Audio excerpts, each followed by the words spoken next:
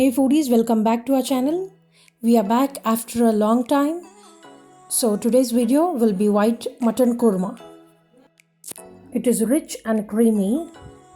Without wasting any time, let's dive into the video. I will be demonstrating the simplest and the easiest way to make this white mutton korma. But before that, let's have the intro.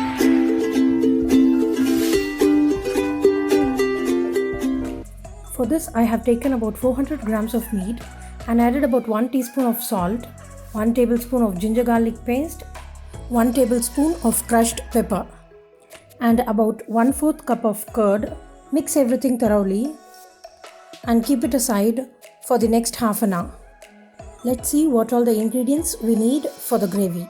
So first, we'll take about 2 large onions, roughly chopped, 1 teaspoon of khashkash, 1 teaspoon of cashew nuts, and 7 to 8 badam, 1 tablespoon of dry fenugreek leaves, 3 green chilies, 2 elaichi, 1 dalchini and 1 bay leaf.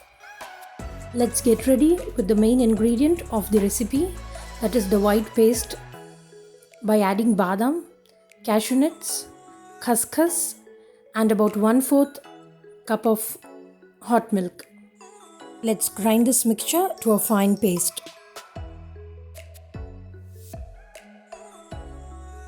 Now turn on the flame and heat up a cooker. To that, add about 4 tablespoons of cooking oil and allow it to heat. Once the oil heats up, add in the whole spices and the roughly chopped onions. You must try this recipe at least once. I tried it for the first time and it was absolutely delectable and tremendous in taste. Make sure you do not turn them to brown in color. Remember, you just need to saute them until they turn pink.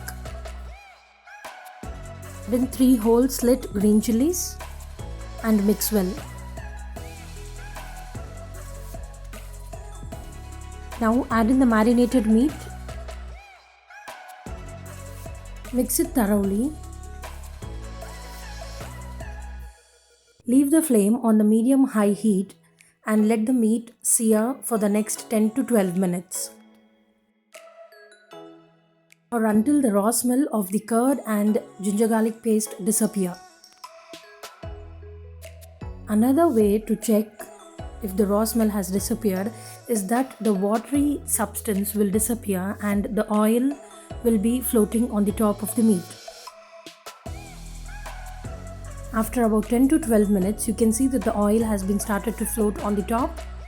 Now add in about 1/4 cup of water and pressure cook the meat for 4 to 5 whistles. You are the best judge for your meat, so please judge accordingly. And leave for as many whistles you want. Pressure has been released automatically and you can see that the meat has been perfectly cooked. I'll turn on the flame and allow it to come to a boil. At this stage, check for the meat if it has been cooked to about 90 to 95%. The next step is to add in the fine paste of cashews, almonds and khashkash. Don't forget to rinse your blender jar with about 2 tablespoons of water and add it to the gravy.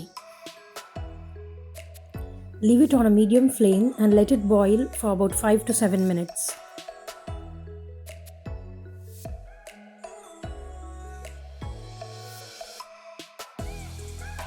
Followed by 4 tablespoons of malai or cream.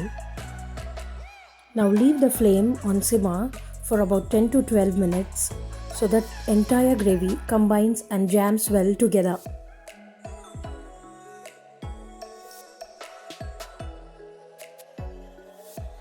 The final step is to add in slit green chilies, about 3 numbers, about 2 tablespoons of crushed kasuri methi. Crush it in between your palms and sprinkle it over the top of the gravy.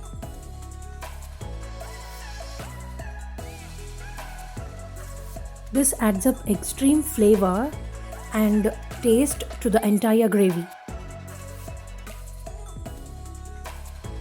Based on the consistency you want, you can add in water.